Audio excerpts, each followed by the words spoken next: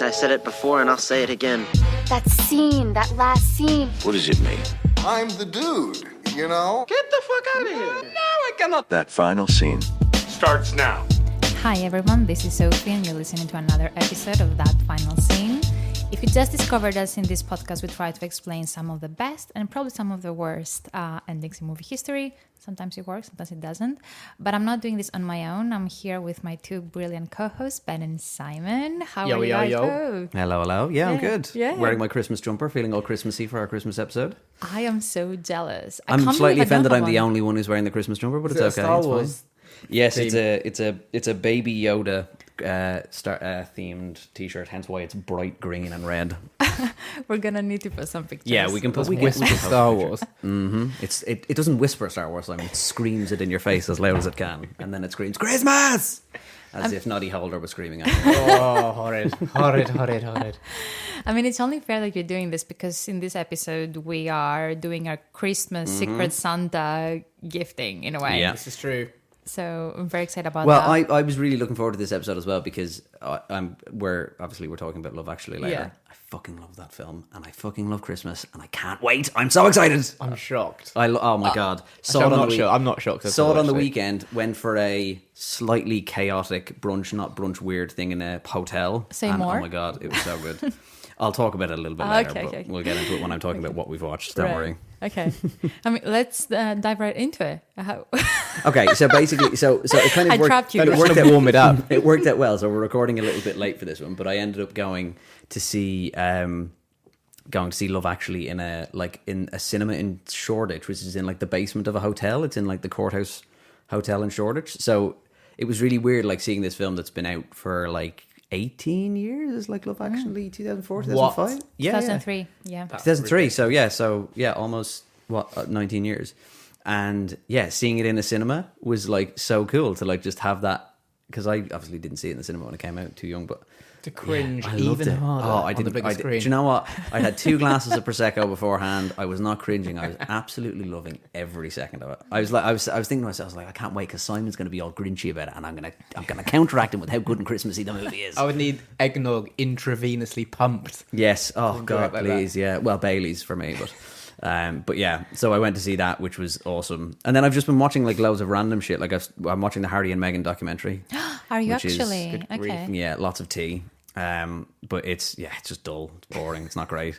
I started watching White Lotus. Do either of you watch White Lotus? I've seen season 1. I really liked it. Season 2 is supposed to be better, I'm Yeah. hearing. So I've watched season 1 and it's really good. And I'm going to start watching season 2 hopefully this week. I would very much recommend it if you haven't watched it. It's like, do you know what? It's one of those ones where, like I was talking to my girlfriend about this after like 2 or 3 episodes. I was like, nothing's really happening, but I'm fucking loving it, and I can't wait to watch the next episode because like the characters in it are just so good and interesting and funny. What's it about?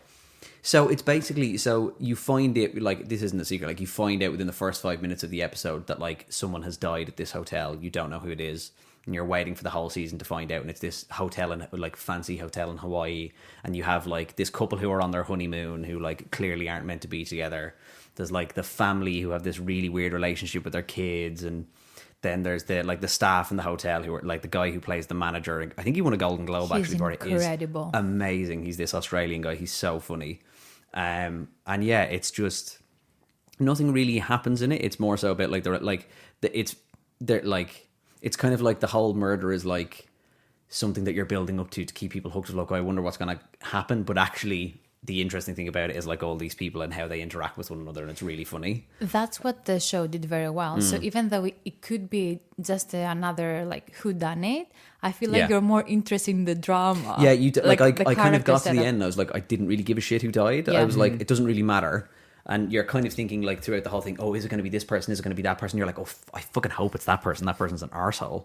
But then you get to the end and it's like, but that didn't really matter because No. it was actually like the relationship between the people that is the funniest thing. And that's so interesting. And yeah, it's great. Like Jennifer Coolidge is in it from from like America. She's in American Pie and stuff. Yeah, it's like Stifler's mom, and she's so funny.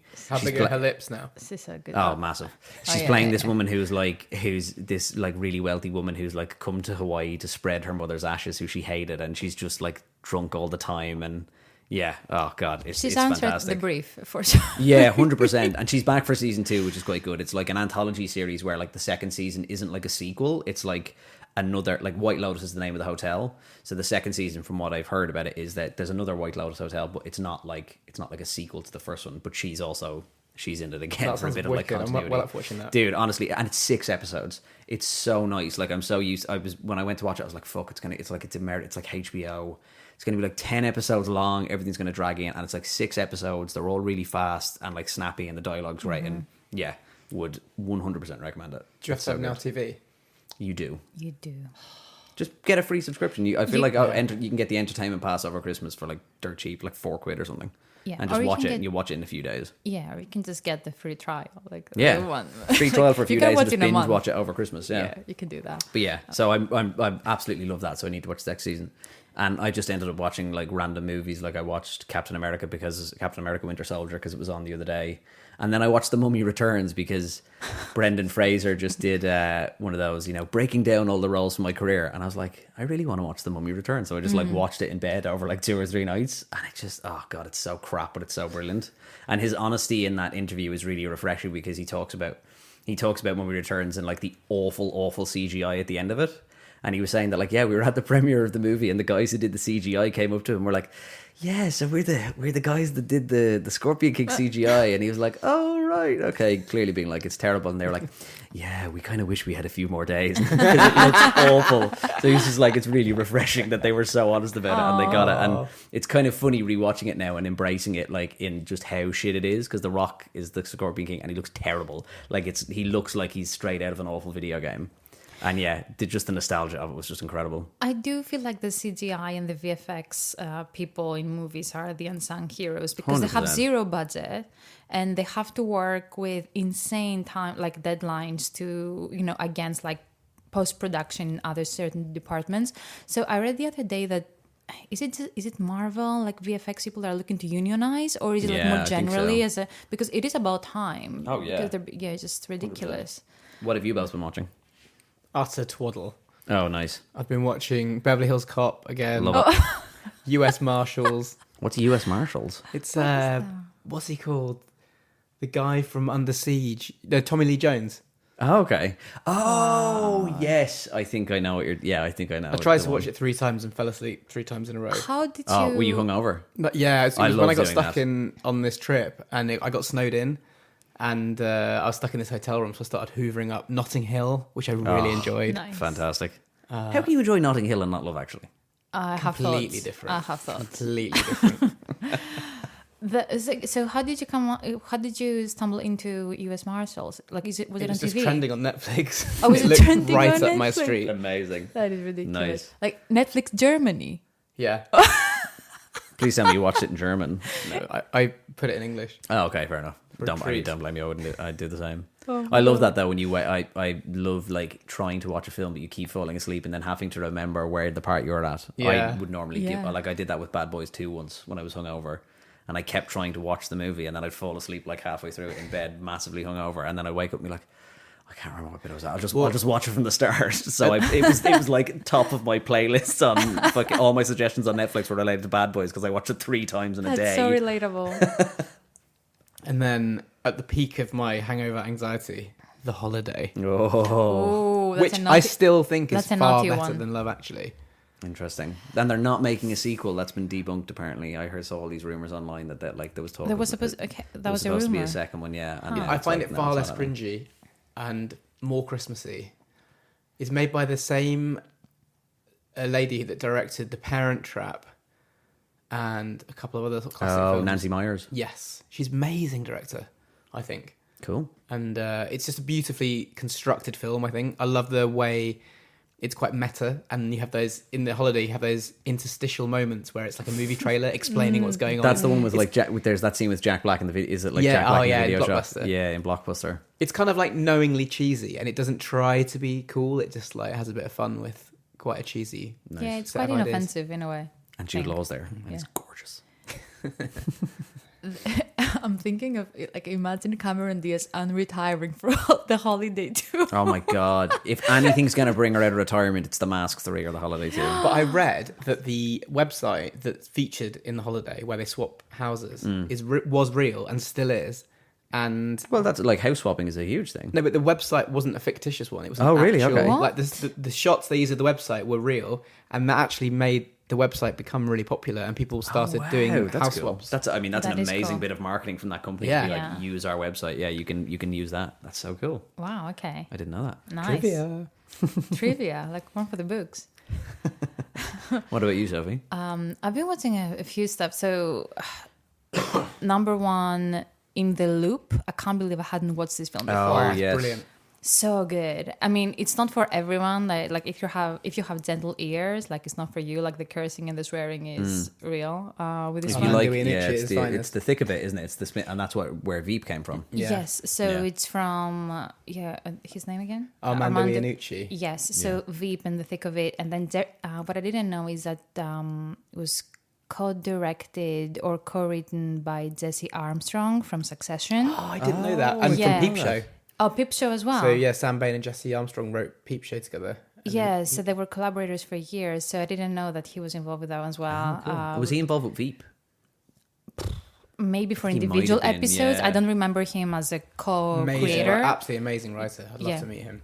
So like it's really good fun. Like it's fast paced. It's really an exciting ride. So I really enjoyed that. It's on Netflix right now. By the way, I did go back to Netflix. Yes. Yeah. You have to. It's Christmas. You have to for the holidays. I've already got my list of movies. I've started like writing down my What list is of it? movies that I want to watch over Christmas. Oh, What, you that's figured out what's amazing. worth watching on Netflix? No, I just movies that I know are generally. online that I want to watch on like Disney Plus and other Can things. we have the list? So I've currently got The Banshees of Inisherin, which comes out on Disney Plus on Tuesday night. So I want to watch that. What, next Tuesday? Yeah, Tuesday night. Yeah. Already? Yeah, 21st Wow, of December. okay. I've got Lightyear. I really want to watch Lightyear because I didn't get a chance to watch that. And Bullet Train is also on the list as well for some Really good. balls out action fun. So that's the three for now. So if anybody has any suggestions of like movies to watch, that are Triangle of coming on- Sadness I still haven't seen, which I really want to watch. that sounds like a great Christmas movie. Well, the next Christmas film that I got, well, it's not Christmas, but it's out on the 23rd of December. It's Glass Onion. Like I did get to see that in the cinema. Yeah, I didn't get to see it either. It's okay, I don't want to give any spoilers, obviously. It's good. Like I really enjoyed it. I don't think I loved it as much as the first one. I had heard that yeah. like it's good and it's interesting, but it's not as good at like a whodunit as Knives Out is. Yeah, I mean, shout out to Johnson for showing Grease like in the way that he showed it. Like it makes it look so good. I feel like a bunch of Netflix subscribers are gonna go to Grease next year just because like it looks so amazing. The cast is really strong, just like the first one. The plot is very promising. Like it's, you know, it does have the same signature, you know, in terms of how it was put together. So I did enjoy it. I felt like it was more predictable than the first one in a way, and I have thoughts on the ending. So I think we should Okay, do we should definitely break do it an down next episode year. when it comes out next year, because yeah, like they could have explored in a much more different way, and they went a very specific direction.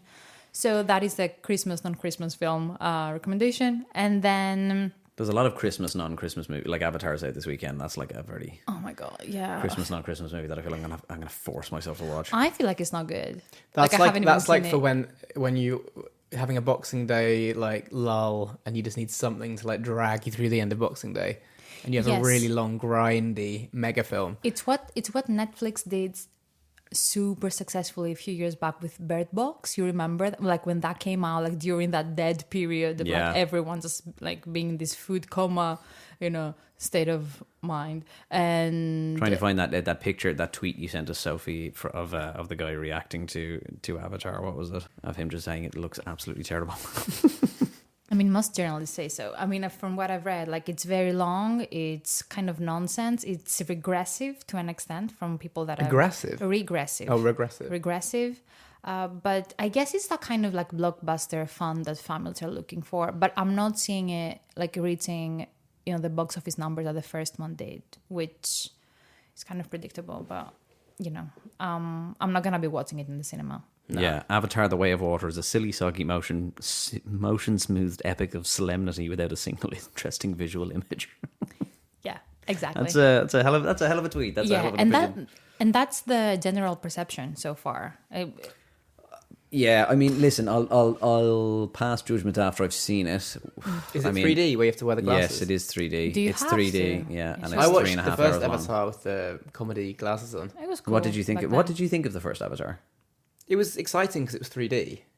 Yeah, I feel like that's it. I feel like I did- feel like when I go back and watch it, especially if you watch it on like as on a straight on Disney Plus or something, the film is just so boring and it's Yeah, I didn't so like the long. characters. I remember the oxygen running out scene was the only bit where I felt a bit into it. I do think, like, having looked at the behind the scenes stuff for this one, it does seem interesting. I mean, I don't know why James Cameron like put the actors through all they did of like having to hold their breath for so long, and like they all learned how to hold their breath for like over 6 minutes to film all the stuff underwater. Oh, come on.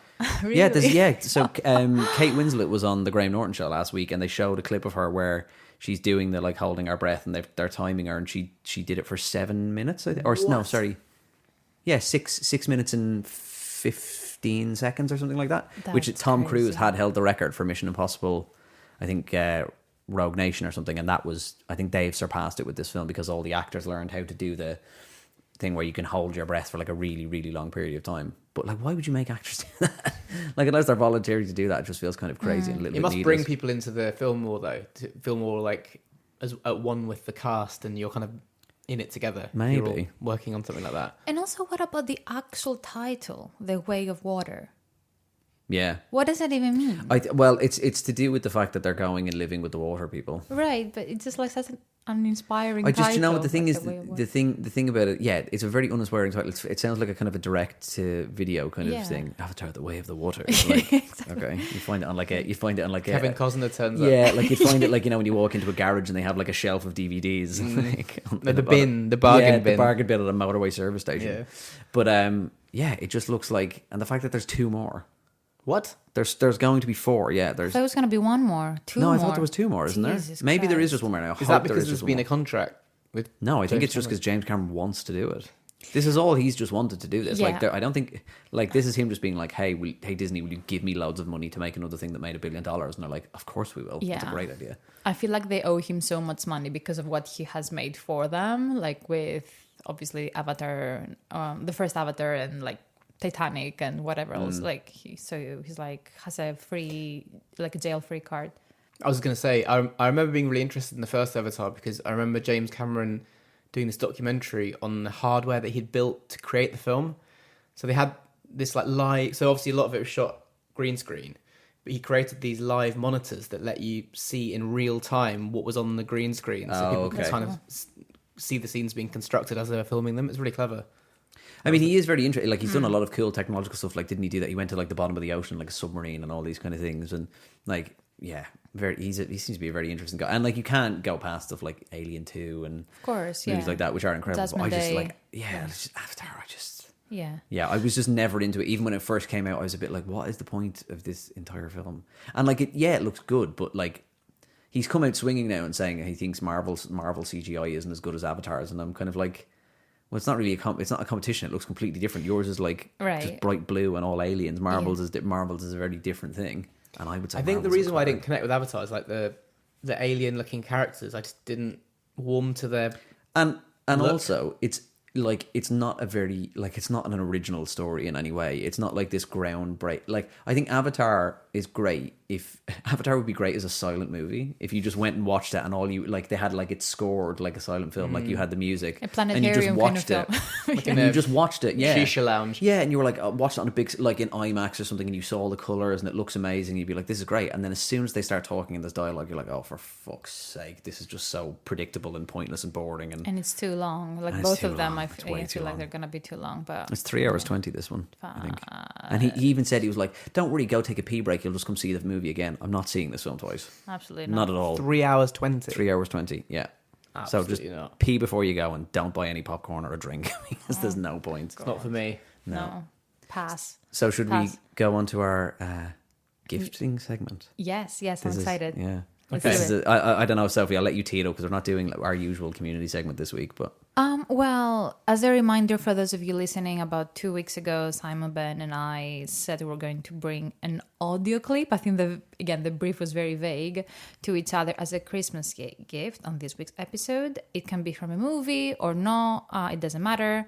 So everyone has their gifts with them, correct? yes, Correct. Okay. I can start if you want me to. Go on then. Yeah. Okay. Should I hit my gift wrapping sound effect? Ooh, let's do it. Who's Sophie giving a present to first? Okay, Simon, I decided to play safe and go with a scene that always makes me laugh like an idiot. And I know it's from one of your favorite films as well. Oh my God, if we've gotten Simon the same gift. Oh my God, probably. I also love that part of it was unscripted, so I'm going to talk about this later. I'm going to play this now. Miss Hiller? Yes, dear. I take sugar in my tea. Oh, your tea! Oh, tea right there in your tea. Come in right up, dear. Sugar. One number two, dear. Two, please. Tea, sugar, hot water. You've got it all, dear. Come in right your way, dear. Be right there with your tea. No! Stop! Stop! Oh, no!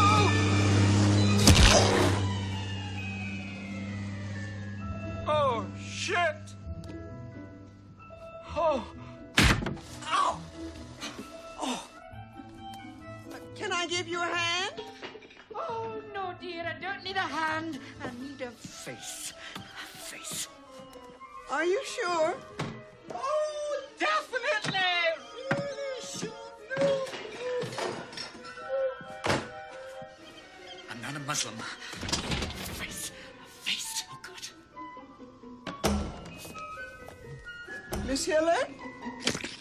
The water's boiling. Hello!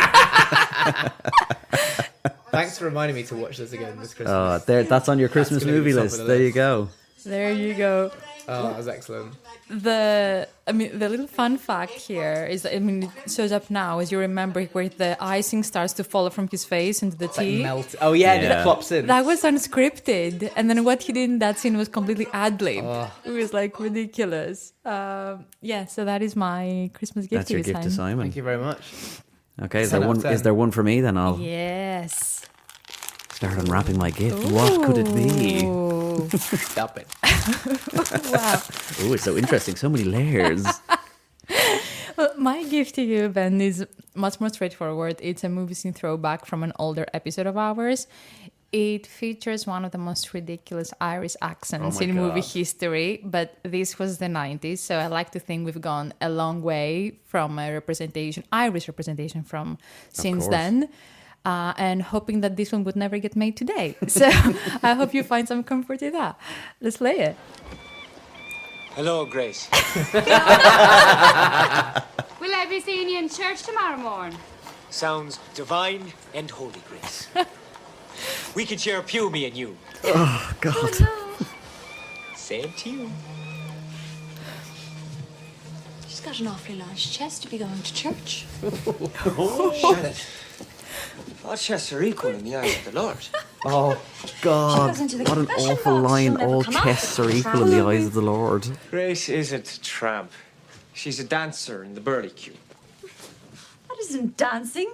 That's kicking her knickers up. And I suspect if you asked her to, she'd kick her knickers off. Oh, maybe she would. Has she? That's enough, Shannon. Pickle you like a piece of pork. We're just using you. Said that's enough.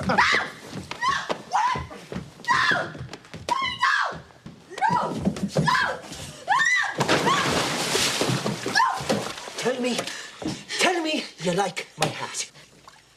You're not wearing a hat. Say it. Say you like my hat. You're not wearing a hat. Say it. I love how Why this is can't you supposed say to it, be a Shannon? serious scene, Why can't you say and it you like just my get hat? Why these can't you say it wonderful like my lines son? as all tests are equal in I've the heard eyes of the this. Lord, and tell me you like my hat, Shannon. Tell me you like my hat. If you take the Irish accent off that, it's basically Downton Abbey, isn't it? It's just Yeah. like Yeah. Downton Oh, Abbey yeah. with a really shitty Irish accent. Yeah, Yeah. exactly. Yeah. Exactly. Thank you very much. Merry Christmas was to you excellent. both. Thank you. Well, Merry Christmas, you filthy animal. yeah, I'll give my gifts then. And I think it's only appropriate that I give Sophie's first. Because I thought to myself, what's the best thing I can give Sophie? And it's find two of her favourite actors. And again, find their most awful Irish accents that you could possibly ever do. Nice. And it turns out one of the clips we've got is the same. Hello, Grace. That is incredible, really. Yeah. Sounds divine and holy, Grace.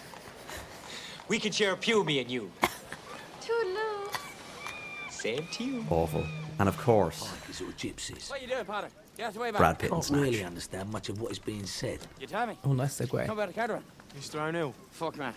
That's even worse. It's not Irish. No, it's not English. How are you? Fair, the Welshman can't just for the horses, you know It's that. just, well, it's just pikey. Fuck me. Gypsy. That sounds like Westlife.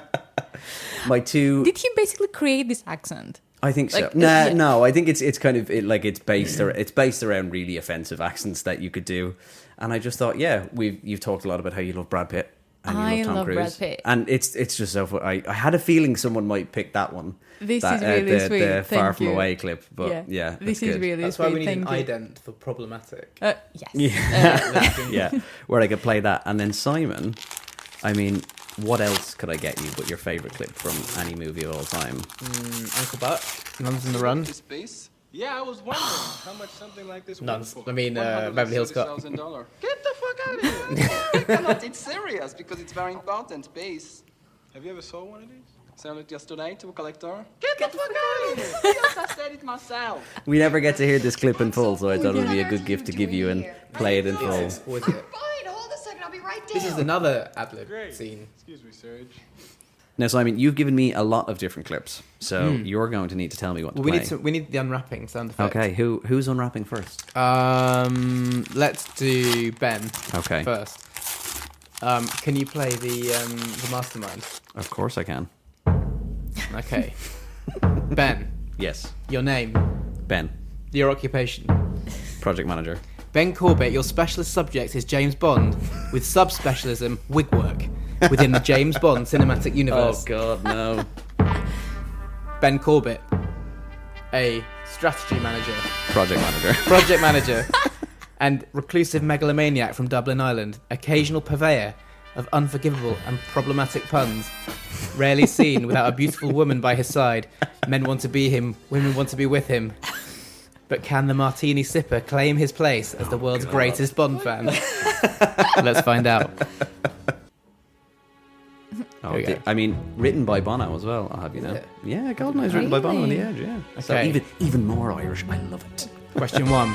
I'm gonna fuck this up. This is gonna be awful. This is so much pressure. GoldenEye actually belonged to Ian Fleming. Yeah. But what is it? His typewriter, his house, or his wife's glass eye? His house. Correct. Can you keep score, Sophie? What do you mean? Give him a point. Oh my god, that's stressful. The screenplay for which Bond film was written by Charlie and the Chocolate Factory author Roald Dahl? You Only Live Twice. Correct. 2 points. Oh. Which is my favourite Bond film? Oh. Is it? Is it A License to Kill? Correct. 3 points. Yes. What is Pussy Galore's profession? KGB pilot, assassin, or pilot? She's a pilot. Correct. Which director has directed the most James Bond films? Oh, I don't know. Martin Campbell? One more guess. I don't know. John Glenn. Yeah, I should have gotten that.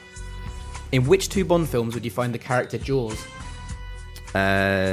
He is in The Spoil of Me and Moonraker. Correct. 2 points. Oh my god. Which Bond film was the first to feature a woman as the main villain? What was the name? Go on. It stars a Bond with a hairy chest. So it's a Sean Connery. Later. George Timothy Dalton then. No, Pierce Brosnan. Yep. The World Is Not Enough. Correct. Yeah, Electra King. What was the first Bond film to win an Oscar? Thunderball, Goldfinger, or Skyfall? Thunderball? Nope, Goldfinger. For best song or something probably. Which movie opens with a chase on top of cranes? Casino Royale. Correct. Which not actor had stressful the thing I've ever most done. wig work due to wearing a hairpiece in every single appearance as James Bond? Roger Moore. Sean Connery. Oh, balls! Who famously went bald at a very young age. Yeah, shit. Is that it? What's the score, Sophie? I mean, 1, 2, 3. So okay, so 4 corrects and 3 wrongs. Oh. So that makes for 2, 4, 6, 8. I'm happy with points. that. I'm That's happy with pretty 8. good. Pretty good, dude. I think that's not too bad. There's a lot of pressure there. That was an excellent present. That was a lot of pressure, but I loved it. That was good. That is so. Thank you very much for my gift. I love a quiz. Excellent. Yeah, how much time did you spend? I'm so impressed. I feel like he has put us to shame. Yeah, he has. Well, it's your turn next to be embarrassed. Okay. Can we have Sophie's mastermind music, please? Of course we can.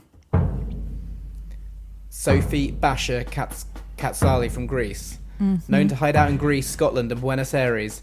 A Vegas regular and constant movie obsessive, and working a side hustle as a social strategy lead. Your chosen specialism is heist comedy, Ocean's 11 from 2001. Ooh. Can we have the music? Of course you can. Here we go. Love this music. Ben, you've got to keep store. Okay. What is the name of Julia Roberts' character?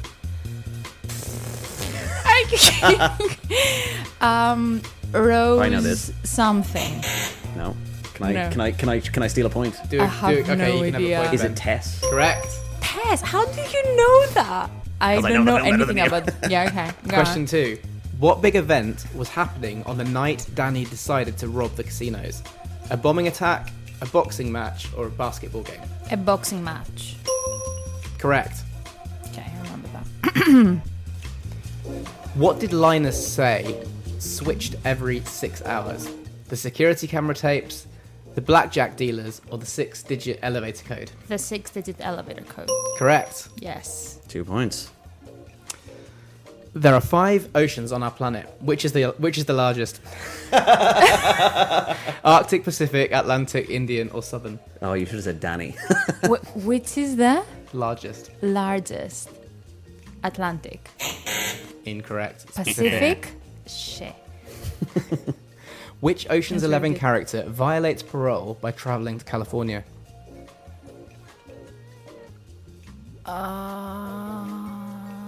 God. Take a guess. Benedict? No, I don't remember his name. Benedict. And the ocean. Fuck. The guy the movie's about. After Danny was released from a New Jersey prison, he was sent to seek out his partner, Rusty. What was Rusty doing at this time? Eating something, probably. No, what is his... I assume you mean what is his job at that Yeah. point. Yeah, I know this. What was his job? Oh, he was teaching celebrities to play poker, right? Yeah. He's teaching Correct. celebrities how to play cards. He was a real estate agent for a huge corporation. He was... Oh, I was supposed to give you options there. Sorry, you actually done really well. He was Double teaching points. celebrities how to play poker. Double points. Okay. What kind of accent did Don Cheadle have to use for his role? Oh, it's awful. Cockney... It's some Oh. sort of Cockney I've accent. just given it away. 4 points. Wait. So Cockney, for which he has since apologised for being such a terrible accent. Which of the following actors was not in the film? Andy Garcia, Ben Affleck, Matt Damon, or Brad Pitt? Ben Affleck. Correct. Ben Affleck is correct. Casey Affleck, Ben's brother, was in the film. Correct. One main actor asked for his name to be removed from the credits. Who was it? Ooh. This is a piece of trivia I don't know. This is interesting. Andy Garcia? Nope. No? Don Cheadle. No, Oh, because of really? the accent. Because of the accent, He probably. said with Oceans, there was some sort of stuff that happened behind the scenes that I didn't like how it went down. So I just said, take my name off it. Oh, There's stuff drama. on the scenes, like his accent that went down as well. Drama. Yeah, he got the paycheck though. I'm Yeah, pretty sure. exactly. Okay, last one. Yeah. Which Ocean's 11 had completed which Ocean's 11 character had competed at the World Series of Poker prior to doing Ocean's 11? Clue, it wasn't Clooney. Casey Affleck. I don't know. Is it one of the members again? Like, so. Wow. I don't know. These are good trivia questions. What about the old guy? Oh, I can't remember his name. Yeah, I know Yeah. who you're talking. I know who you're talking. It's not the old guy. No, it's not. Okay, I'll go with my favorite, Brad Pitt. Matt Damon. Feels like something Damon would do. Yeah, it's annoying. What are the scores? Scores on the door. 7 points for Sophie. Ooh. That's pretty good. They were tough questions. Yeah, I feel like Sophie got a rougher ride. Yeah, definitely. I think they were great presents. I think Simon definitely did the best job. It was well done, Simon. Yeah, you put us to shame. Which you did. Yeah, I really enjoyed that, and I think I needed that as well. Thank you guys. That's very sweet. We're gonna take a quick break, right? And we'll come back with Love Actually. Oh, look, a message from our sponsor. G.I. Jane 2, can't wait to see it. Nah, yo, hold my poodle. Hey, yo, what's up? Y'all got a problem? Y'all want some of this? Without much further ado, here we go again. Cool. We are back for the final segment of our podcast episode, Love Actually. Yeah. How are we feeling? What's the love temperature? The love is love in the air. Love is actually all around, as I Hugh Grant one says. family Christmas a few years ago, we were having a chat about like favourite films, and my uncle John, who's like a proper Scottish uncle, right, he declared that Love Actually was his favourite film of all time, and I looked at my dad, and he actually looked really sad and disappointed. Did he mean it? Yeah. What's the hatred for Love Actually about? What is it? I don't get it. The problematicness Well, of it. yes, okay. Listen, it's problematic in the same way that Friends is problematic.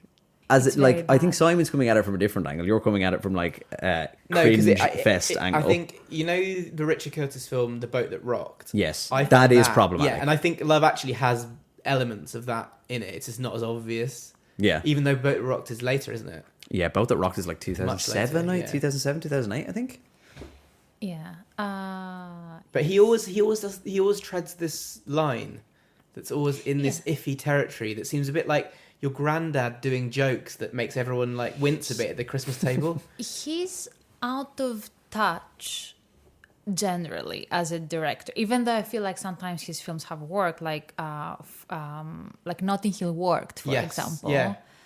But his is always like everything for he weddings does, and a funeral worked. Yeah, everything he does is trying to portray. Like, it's interesting because going to see it in Shoreditch and then walking out around Shoreditch and going home, like all of his films are very much like a romanticized version of, yes, dare I say it, white Britain, like 100%, and middle class white. I think Britain. it's like if John Lewis made a movie, it would be Love Actually. It's a 2.5 hour long John Lewis ad. But. Yeah.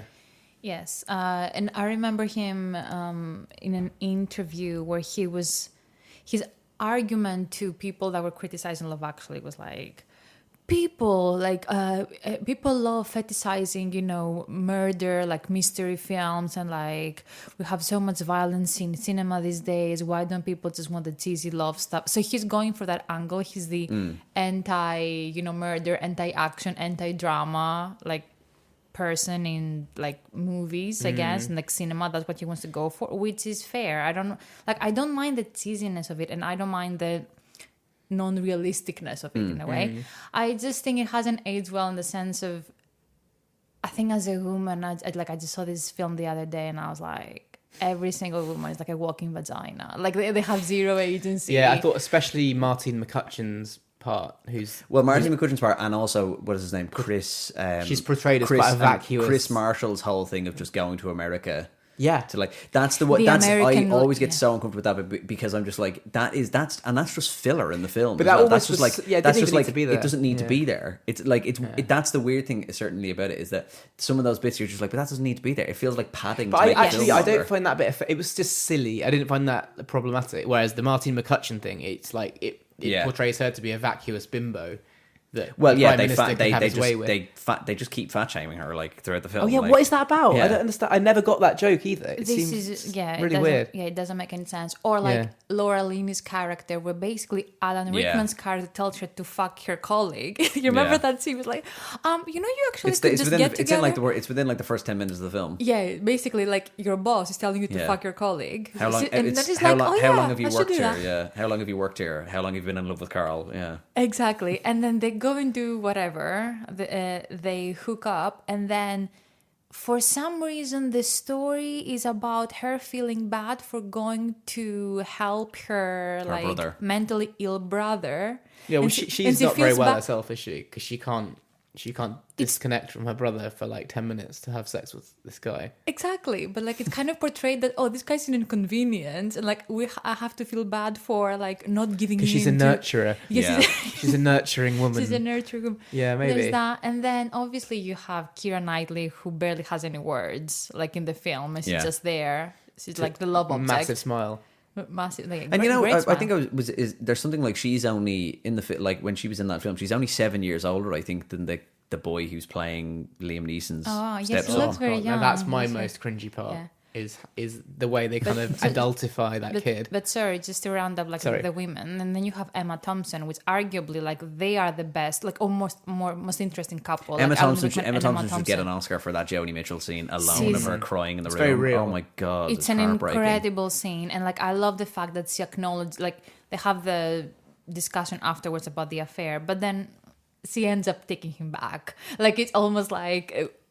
I don't know, like... But I think it's a bit bitter, though, isn't it? It's not... Yeah, but that's kind of real, though. Yeah, no, but like, I mean, that's you don't the know kind of, that, you know, that's the really upsetting thing about it, is that kind of happens. Like, that's but, almost... Yeah, I like, just feel like you don't have a conversation and then everything is... You make up and... I don't know, like... Well, obviously, it, like, glosses over a lot. Like, clearly we jump forward, like a month or something. I think, for me, in that film, there's real extremes. Like, I actually really love the introductory wedding scene where the band... magically pops up. Like, that's really joyful. Beatles, Yes, definitely. Yeah. And I love the Rowan Atkinson present wrapping scene in the shop. Like, I loved him. Like in the airport as well. Like where he just turns up to save the day.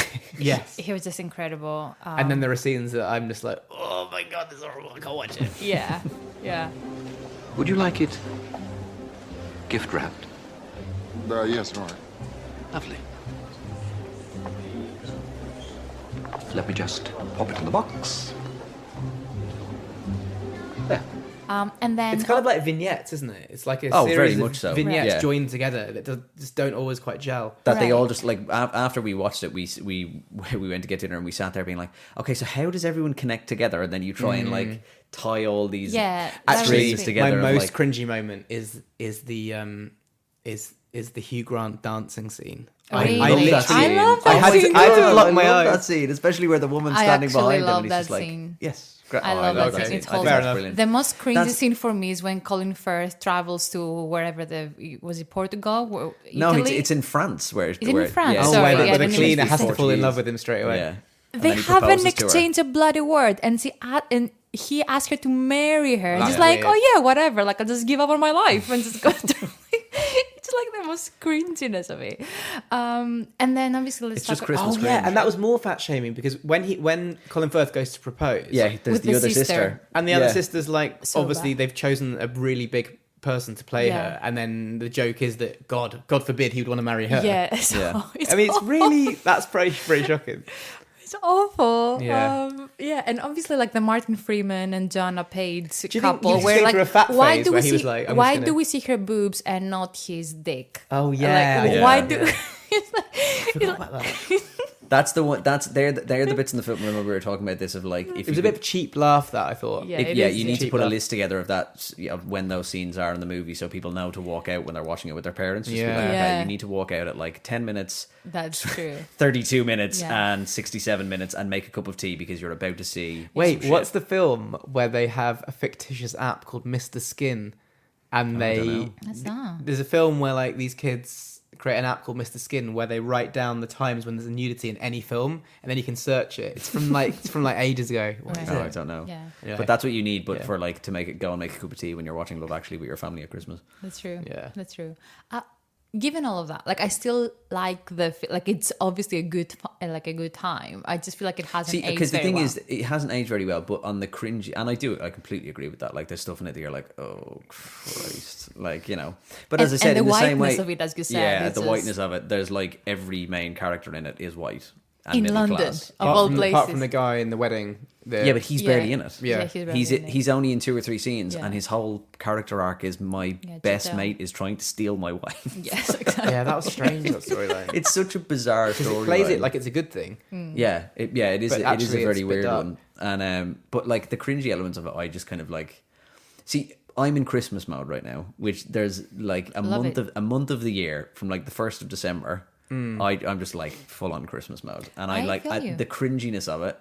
I actually really enjoy. Yeah. And then I said, because we do this podcast now, I started like analysing some of the I started thinking about like the boy, like Liam Neeson and the son's relationship, and like It's weird. you know, well, it is weird. It is a little bit weird, but also like the whole like him having the girlfriend is completely like could be anything else. I don't even think at that age I knew the difference between a boy and a girl, let alone. I think that says a bit more about you. Maybe. He's about 12. Is he? Yeah, I think so. He's younger than that. But like the thing is, but the whole thing is about that one is that I get it's cringe that like where him talking about love and all these things, and it's very like almost like Shakespearean in the way. But the whole thing is that doesn't matter. It doesn't matter. Like it could be any girl, whatever. The whole point of that storyline is to make him and Liam Neeson closer. Doesn't matter about the girl. The whole point of that is that this is a boy who's lost his mum and a guy who's lost his wife, and this is his stepson who he's not his biological child. He doesn't really know what to do, and he's using this as a thing to like get closer together after this awful thing has happened. Right, yeah, the whole chasing the girl to the airport doesn't really matter. It's that one last thing of like, I'm your dad, you know. Yeah. It's like it's a bigger thing, I think. Now, maybe I'm looking too much into it, but No, yeah, actually don't mind. Yeah, I don't mind him having some sort of distraction and like having a crush. Like I think we all had a crush. Like at that, even though it was silly, like it was just one of those things. And it's not like sexual. It's just you're like, and like it's the romantic. amount of kids who are like, I'm going to learn guitar to impress a girl. He goes and like learns the drums to impress a girl. It's something that like a load of kids. I played guitar as a child. It was definitely because I was like, I play guitar, girls will like me. You know, like it's one of those things. You do all of these things as a way to win someone over. But I think like where the film could have been more intelligent, I guess, like or the way we would have showed up. Have the security guards tackle him within 1 second because there's no way after 9/11 you're running through an airport like that. That's true. There is no way they could have ended with him blowing up. But it was like how Liam Neeson's character was basically encouraging him to do all of these things, as opposed to saying, like, first thing, have you tried talking to her? Yeah. Have you tried engaging in a conversation with her? But like it was just funny. And then Liam Neeson ended up with Claudia Schiffer because he can. Yeah, which is the joke throughout the whole thing, isn't it? She came out of nowhere.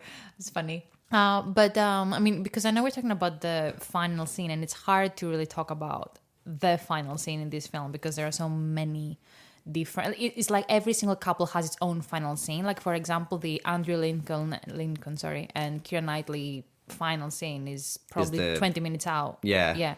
Well, they're in the airport, but they're not. It's not like the culmination of everyone's relationships. Like their finale. Yeah, it happens throughout kind of at different points, I guess. Yeah. So Martin Freeman and Joanna Page just getting married. I forgot about that. That's true. They're at the airport and they're just like, we're getting married. It's like, okay. So so 2 questions. 1, what's your favorite couple? And 2, pick one couple that you would have changed like their finale, or like you had changed their story in the end. I mean, I just love Bill Nye and the manager because it's just such a ridiculous story, and the fact that they end up together. Like I quite like the scene where he comes from Elton John's house and is just like, I'd rather, no matter how much I hate saying it, I'd rather spend like Christmas with you. What was this epiphany? It was about Christmas. You realised it was all around? No, I realised that Christmas is the time to be with the people you love. Right. And I realised that as dire chance and fateful cock-up would have it, here I am, mid-50s. And without knowing it, I've gone and spent most of my adult life with a chubby employee. And much as it grieves me to say it, it might be that the people I love is, in fact, you.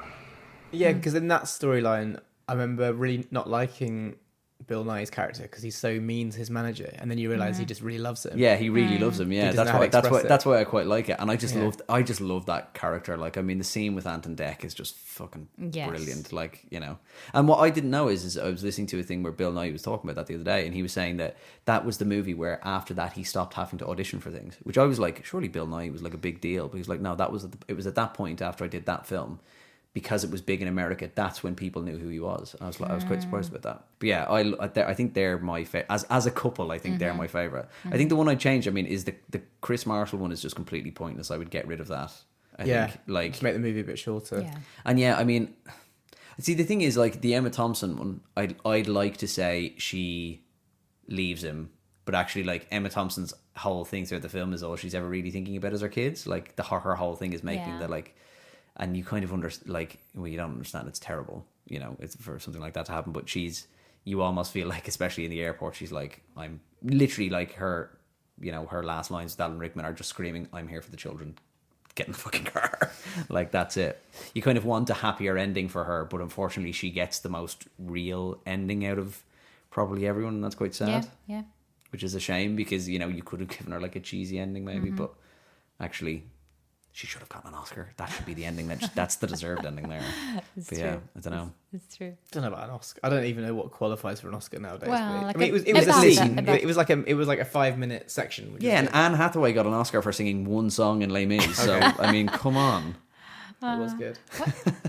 I have a feeling Bill Nye, I think he won a BAFTA for that film, but I could be wrong. Bill Nye, maybe, yeah. Maybe. Yeah, like a BAFTA, like a Golden Globe, and like a comedy or something like that. Yeah. What about you, Sophie? Who's your favourite? What would you? I mean, well, do you have a favourite? Yeah. And then what of all the ones that you don't like, which would you change? I'd probably, even though I've complained about it, I'd probably pick Hugh Grant and Martin McCutcheon, because I like the idea of that storyline. It's just the execution's a bit off. But that's my favourite arc, I think. And you liked how they ended up together, and that kind of like what he did where he was searching for her. I think it's because it reminds me of About a Boy, when he ends up on stage and About a Boy playing his guitar, and it was kind of similar because they were on stage at the kids' pantomime thing. Yeah, the scene where he is going door to door is quite funny, especially when he ends up singing with his driver. And the driver has this amazing voice. It's just that look of like, oh. And also the scene when they all pile into the car and the kid's got that massive, the octopus amazing costume. Octopus costume, and it's poking out everywhere. And like, I think the idea of I think in the context of when that film came out, when Tony Blair was probably riding high. It would have been Blair, yeah. It made sense. Whereas now, all the shit that's gone down politically, the British politics is in the absolute bin. It is funny because whereas then it would have been quite cool to the idea of Tony Blair, because he's clearly the Blair character, and then there's a lot of people. There's a lot of jokes in it about like, the guy before, geez, he was very boring type stuff. Like, it's all really like thinly veiled. Yeah. What about you, Sophie? Favorite couple: Alan Rickman, Emma Thompson, definitely. What would I change? Well, actually, did you guys ever see the Red Nose Day sequel, like Love Actually sequel? I think I might have, yeah. I think because so. I remember them doing it. I don't remember. Where like they did the recreation of it. So in that one, apparently Laura Linney ended up marrying McDreamy, like Patrick Dempsey. Oh, really? Yeah, like, he picks up the phone. It's like, hey, honey. They're like, hey, babe. And then you see, like, McDreamy be like, hey, babe, I'll see you soon. Like, whatever. So Sarah got what she deserved, ultimately, even though Carl didn't work out, which is fair. She got McDreamy. So I'm glad for her. She deserves that. There's a lot about the ending that, you know, some bits tie it together quite nicely. Other bits are, as you say, kind of stick out like sore thumbs a little bit of like, okay, why are Joanna Page and thing getting married? Why is the English guy suddenly back with two beautiful American women? Who is the other girl's sister? Who is, what's her name? I can't remember the actress's name. Oh my god, Denise Richards. It's all of a sudden it's Denise Richards who's there to be in love with. With the other guy, it's just I don't know. Funny. There's a lot to as you say, there's a lot to like about the film. It's very problematic, but it's because it's vignettes. The ending is. I like how it comes together. Yeah, I like how I think from a writing standpoint they were able to merge to kind of combine. But then of course there is the actual ending, which I think you were saying something is quite good. Is like the collage of people meeting at the airport, because actually as like a crux for a film or like an idea, that is quite nice. Like, I like it when writing ends where it began. I find it quite satisfying, and that film does it quite well. Kind of, yeah. It comes full circle very nicely with that. You just don't get Hugh Grant's lovely voiceover at the end. Yeah, maybe they should put Hugh Grant back at the end to finish it off. Yeah, to like tie it up. I mean, yeah, because that's the thing. It's like, what is the message of the film? Like, well, they've said it at the start, you know.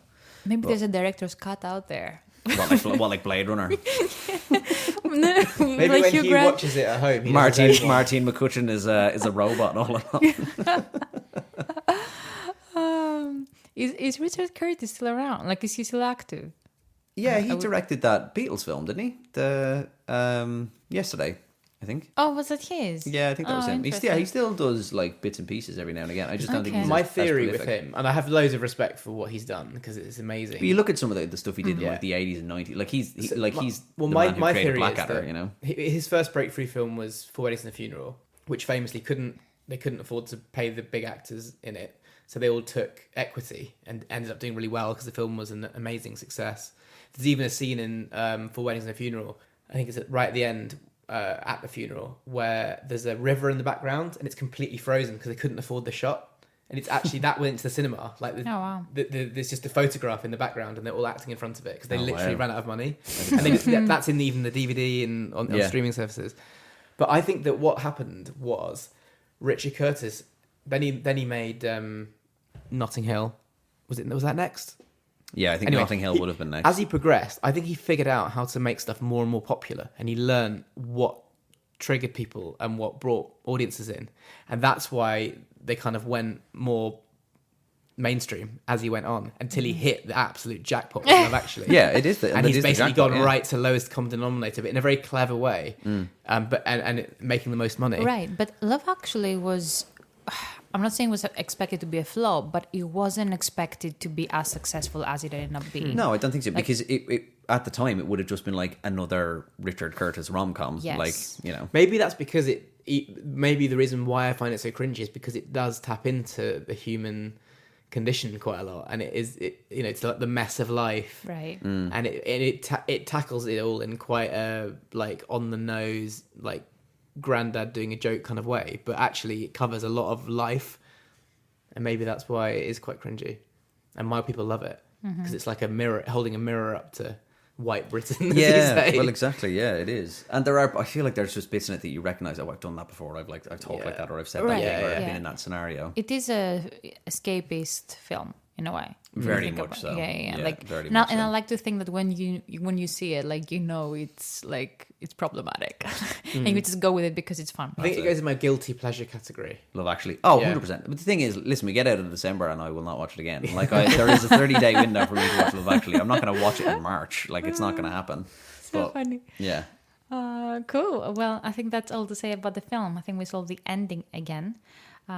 As always, if you love what you heard, share this episode on your stories or with your group chat. I think this is the perfect episode to share on your group chat, because who hasn't seen Love Actually? Like, let's be honest. So tap the share button and spread the love for that final scene. We are an indie podcast and we are relying on word of mouth, so you sharing means the world to us. We will be back in 2 weeks for the final episode of the year, where we'll be taking your questions. Yes, your questions, like an AMA.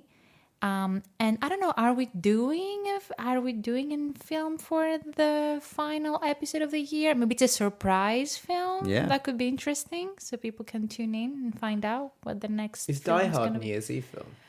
What? When does Die Hard happen? Christmas Eve. Christmas Eve, not New Year's Eve. I was trying to think of is there a film that's really another to Alan New Year's Rickman Eve? classic? Ooh, maybe. Nakatomi Plaza. Mr. Takagi, won't to be joining us for the rest of his life. Such a good line. Love it. Iconic. I don't know how he does his voice. It's incredible. Yeah, so good. Well, so tune in 2 weeks and we may or may not be talking about Die Hard. Goodbye. Did you like it? Did you like that? Did I like it? I loved it. I had no idea you could milk a cat. I have nipples, Greg. Could you milk me? Good morning. Morning. Good morning. Oh, and in case I don't see you, good afternoon, good evening, and good night.